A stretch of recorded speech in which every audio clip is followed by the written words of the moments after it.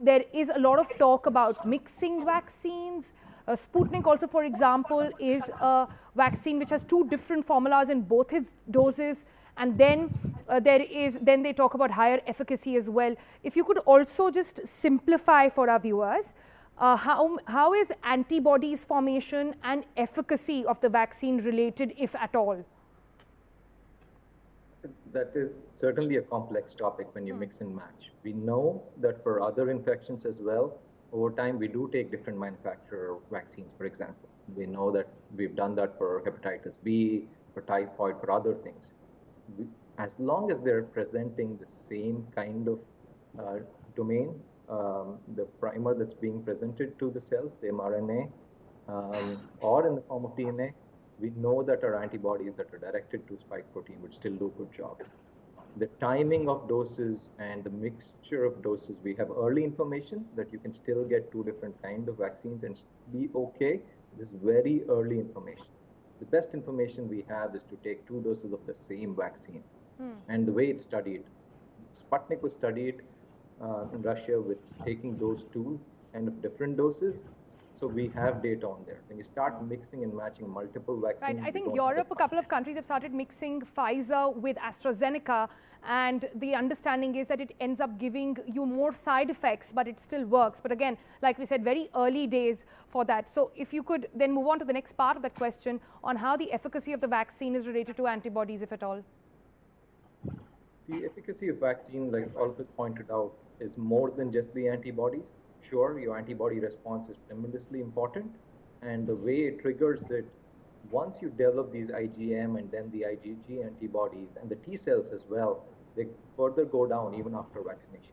But they're at a stage where they're in memory cell form, and they can ramp up so quickly when you're exposed, right? That's the most important part. We know that severe infection now happens in people because their immunity responds slowly, those with higher risk, and then it overshoots. So we have all the bad side effects of the second phase, the so-called immune phase. By getting vaccination, what you do is you have enough of these cells in the background, you get an exposure to the virus, they get triggered very quickly, and they ramp up.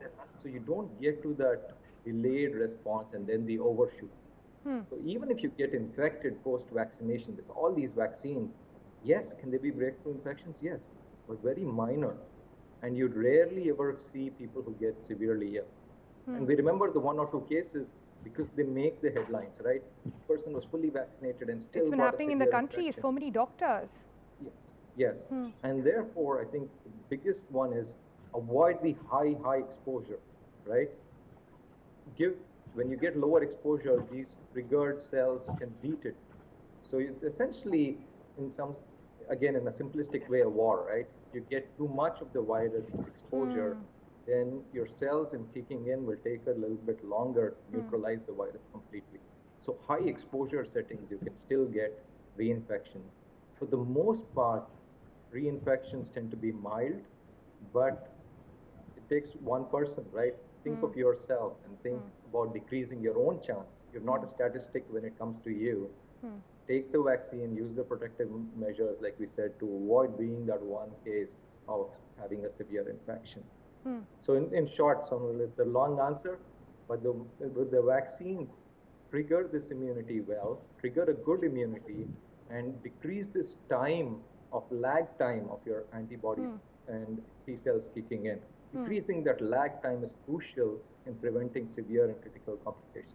As an infectious disease doctor who practices, I see this, and when people come in and say, why should I take the vaccine? Isn't it the same as getting a mild natural infection? I say it's absolutely not.